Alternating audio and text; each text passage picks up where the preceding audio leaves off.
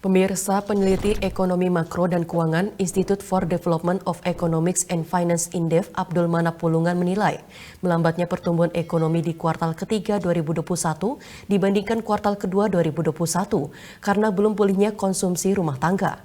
Indef memperkirakan pertumbuhan ekonomi di kuartal keempat 2021 ada di kisaran 3 hingga 4%. Badan Pusat Statistik telah mengumumkan pertumbuhan ekonomi pada kuartal ketiga tahun 2021 sebesar 3,51% secara tahunan. Namun, angka tersebut melambat dibandingkan kuartal kedua 2021 yang tumbuh sebesar 7,07% yang dipicu dampak merebaknya virus corona varian Delta di tanah air. Kondisi yang terjadi saat ini dinilai peneliti ekonomi makro dan keuangan Institute for Development of Economics and Finance atau INDEF Abdul Manap Pulungan dalam sebuah konferensi pers virtual baru-baru ini menunjukkan bahwa konsumsi rumah tangga belum pulih, begitu pula investasi.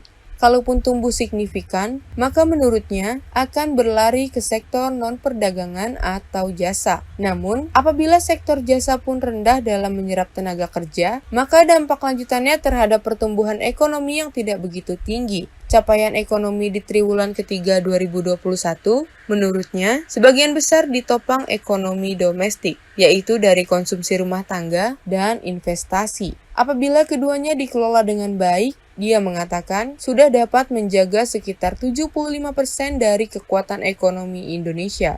Namun, jika jumlah penduduk yang besar akan menjadi beban, tentu tidak bisa lagi bergantung pada konsumsi rumah tangga. Tidak terjadi di Indonesia, karena jika itu terjadi, impor barang modal kita tidak akan setinggi ini. Dan teknologinya pun, teknologi biasanya yang dikasih yang usang-usang. Nggak mungkin negara lain ngasih teknologi yang baru, yang bagus.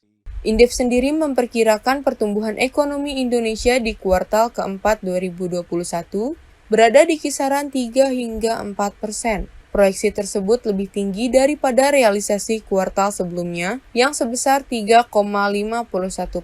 Hal itu dengan mempertimbangkan kebijakan PPKM yang masih diterapkan hingga kini. Kendati sudah dilonggarkan, namun mobilitas dan aktivitas masyarakat sejatinya belum pulih sepenuhnya seperti sebelum pandemi COVID-19.